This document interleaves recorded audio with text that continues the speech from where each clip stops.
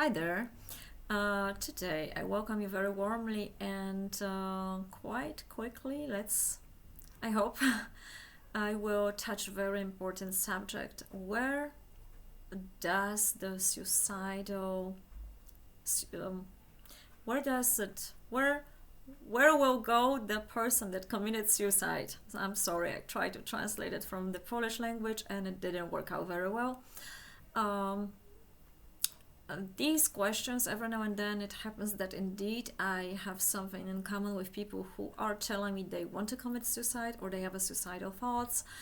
And first of all, whatever I will say, please know this, that I am not a psychotherapist certified. I am helping as a coach and I do whatever I can. And if I also work with such people, I prefer to work in a cooperation with a psychotherapist, psychiatrist, that this person is under some sort of a treatment.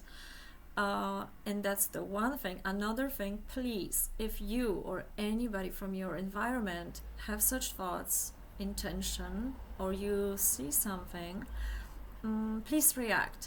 The thing is that the people who want to really commit suicide, they just will do it and they won't tell you about it. So any suspicious behavior, if you can do something about it, try.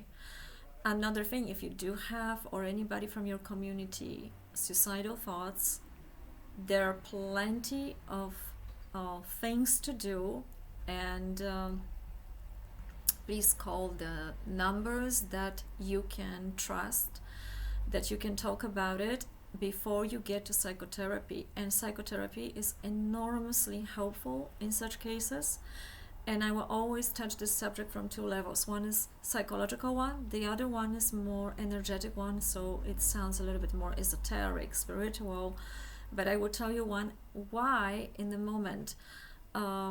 So please always don't stay alone, connect to someone, and if you do have such thoughts, usually people who are coming out of depression, they are people who are in a who are deeply depressed. They don't have energy to commit suicide, and the rates with the suicides is higher for the people who are starting to feel slightly better.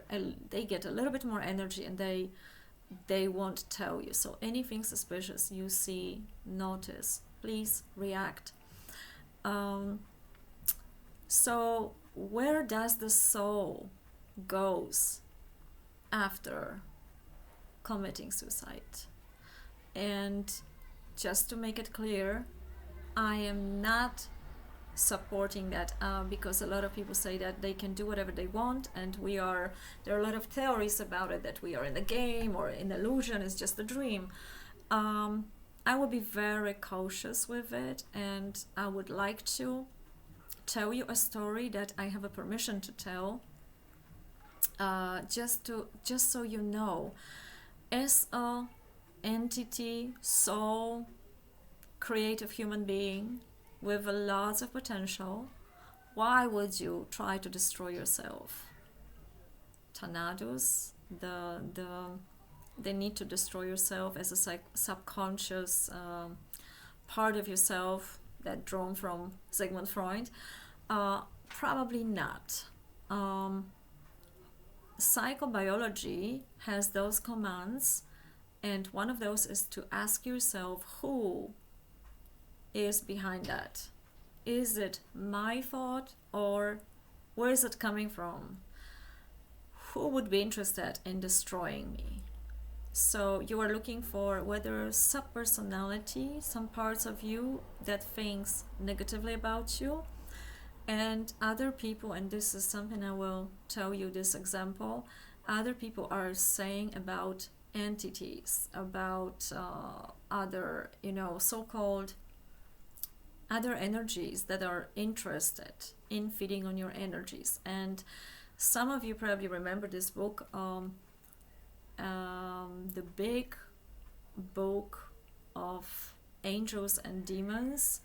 I forgot who is the author of that one, and I gave away many books, so some of them they didn't come back to me. at least not yet. And behind every entity stands a certain thinking and emotion. So also ask yourself this question: who would be interested in such act? Why? So play a little bit of Sherlock Holmes. Investigate a little bit more. Where is it coming from? Is it really, really yours? And I really doubt it. It usually comes from some other source. So here it is. Imagine a woman that one day she starts to hear voices from her cousin, and she doesn't have a touch with him too much. And he tells her weird things, and she thinks she's probably crazy because now she hears voices and she thinks she talks to her cousin and he's far away. And she has this urge to eat some specific sort of fruits. And 2 days later, someone calls her from Poland, and she finds out that this cousin is dead. And everything what he said was words of comfort for his family, that is not their fault. And she wondered why it's not their fault. It turned out this person committed suicide and needed help. So on the other side, wasn't so fun as this person was thinking it will be. And the interesting thing is here that this person claimed, the ghost claimed, that he signed up a contract with a devil. And he got a tattoo as a pact with that entity because he wanted to have money, and he started illegal business to achieve that, and he pulled some members of his family in it. And he said that other energy was so strong that the only thing that he could do was to commit suicide, to not drag them down with him anymore. And that was the only way. And that he chose this experience as a soul, and he just thought he would manage, but he didn't manage very well, and now he needed help. So this person did a certain rituals with someone else, and the ghost cousin was really lucky, because if he could reach someone who feels, who sees other entities or ghosts, then you can get help. But many of those suiciders,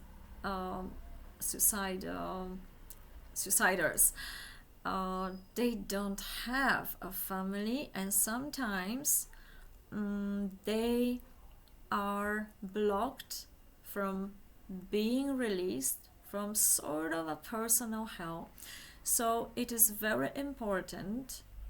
The moment of death is crucial because it determines where will you go, and it depends on the state of your consciousness, that is your thoughts, your feelings. What state of consciousness you are dying with determines, partially, probably not fully, where you go. And this concept is, as I mentioned previously, in Tibetan Book of Dying,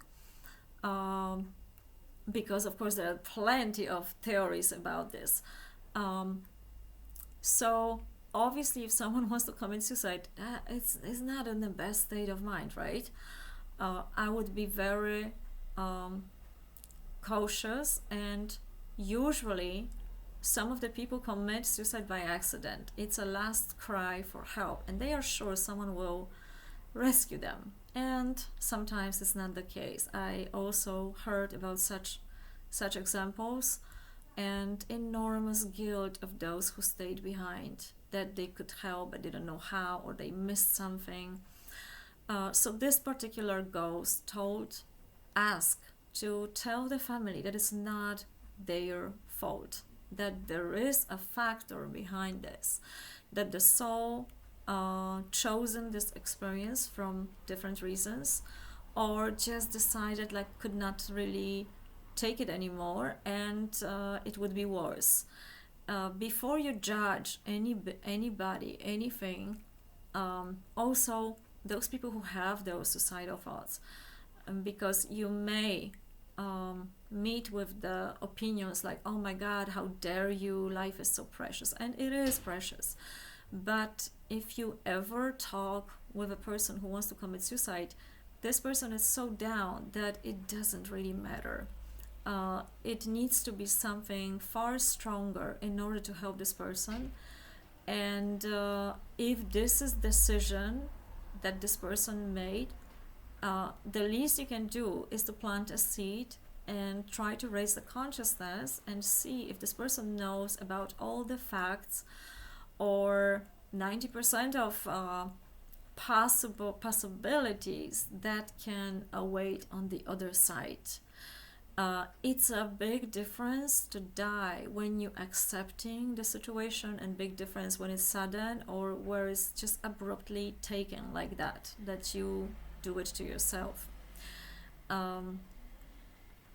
So this person, this ghost, had a tattoo and said it that he didn't really believe in those things, and he just wished to make a lot of money on illegal things, and it was happening, and it's just something was really going wrong with him, and it was getting worse and worse. Like, money were there, but something within him was paying really big price. So be also careful what you wish for, because there are also, there is the telepathy, there is this non-locality, and we are telepathic beings. You know very well that sometimes you think of someone and someone calls you, and there are other energies, however you call them. You can call them angels, aliens, whatever, and they also, some of it, they also can pick up your wish, your information, and I could tell more about this, but I will digress from the subject.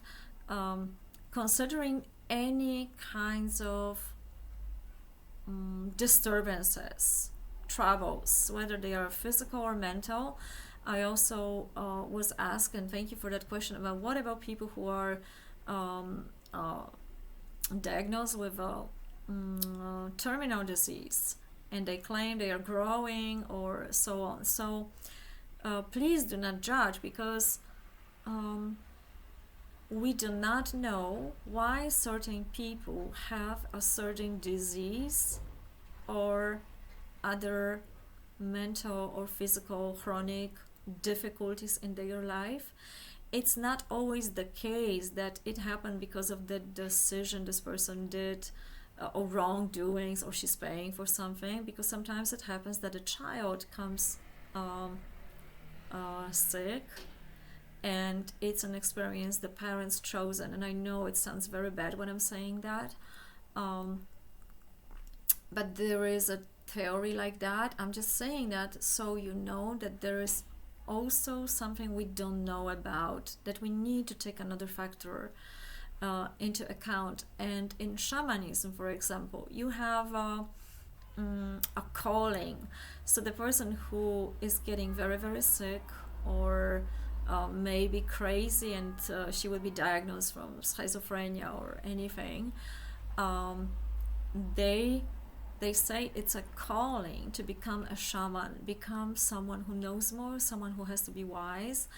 And personally, I know such person that was young, sport and practicing karate, and was looking like young Bruce Lee, and invited to China, and life crashed by very rare sickness of the spine, and the doctors didn't give this person many more months to live. And what happened? This person had only two choices. So he, of course, he would never go back to sport and fights, and his life in that sense was ended, was gone. But he started to pray so intensely that a few months later, different people appeared around him, helping him out through the process of whatever wanted to happen. And thanks to that, his intention and prayer and word and effort, he experienced enormously flow of energy in his hands, and he started to heal other people. And as much as I wanted to invite this person for the interview, for the talking online with me, I can't, because he rather stays private so far. I will keep asking though, but he rather stays private because he claims that only God is healing and he doesn't do anything. And I know that anybody who's coming and sensing that energy feels better. And also he's very, very realistic in how that healing happens, how much energy it takes. And he can clear, just by touching your arm, he can tell what kind of emotions are connected with what kind of life situations, how they are blocking certain flow of the body, so when the body will react. So it's pretty interesting. So just so you know that, yes, from one side, we do choose certain experiences before we come here. We do have a choice to change while we are here. It's wise not to judge because everyone has a different story. I wish that the idea of guilt is taken off from both sides. So whether someone has those sort of thoughts or the family members suffer because they lost someone, it's not about guilt here, but about the raising the consciousness and trying to prevent it while we still can, and dig to the core of what's really happening. I think I told you enough about it, but also there's another thing, because if a soul commits a suicide, someone, and the soul stays on the other side, and you have less chances to pick attention of someone who knows how to help you. You can still, as long as you have body, you can still go out there, ask for help. You can try out. And how limited you are when people on earth that maybe you need a prayer, maybe you need a ritual of someone. You will need assistance because on the other side, you stay with whatever you have. You cannot get more. You stay on the side on the level that you came there. Unless you go to a better place. And as long as you are not 100% sure of where you are going, why would you go? Check and find out as much as you can before. And it happened also, another example of a person I know, that someone died and she had dreams about this person for many years. And she didn't know why, she didn't understand. And years later, she saw more. So it was revealed to her that she's supposed to pray for that person. And this person came out from sort of personal hell. So that act of a suicide put that person in a personal hell that nobody heard for years, that this person needed help, maybe simple prayer. But as long as you have body, you can ask for it. You can try it yourself. You can grow. You can work with energy, with breath, with consciousness. You can understand more. But when you don't have, you have to count on abilities of others around you if they are able to perceive you. Can be harder. So please, if you think this is valuable for you, if you know someone that you can help to prevent such an act like this, don't hesitate. Put some links maybe under the video, or share if you have your own business, share some in your country for those people who need it. Certain phone numbers or specialists, and I do the same. If someone asks me in the area if I can recommend someone, I would do it, because those statistics, sometimes when we don't have access, we don't meet those people, we think it's very low, but actually the statistic of people committing suicide is not that low. It's still a huge problem out there. And I think only because we put one puzzle to another together and we planted the good seeds, we can learn more and we can manage and help each other. And why not do that when we still are here? Because on the other side, we don't really know. It could be a little bit harder and we may need slightly more help. It happened also to me that a person who died, actually was murdered, came to me at night and begged for forgiveness. And he told me straight away, if I don't forgive him, and all these people won't forgive him, that he did wrong to many people, he won't be able to go higher. And I did forgive him, but I'm not sure if others, because this person did really, really bad stuff. So today we planted a seed for tomorrow.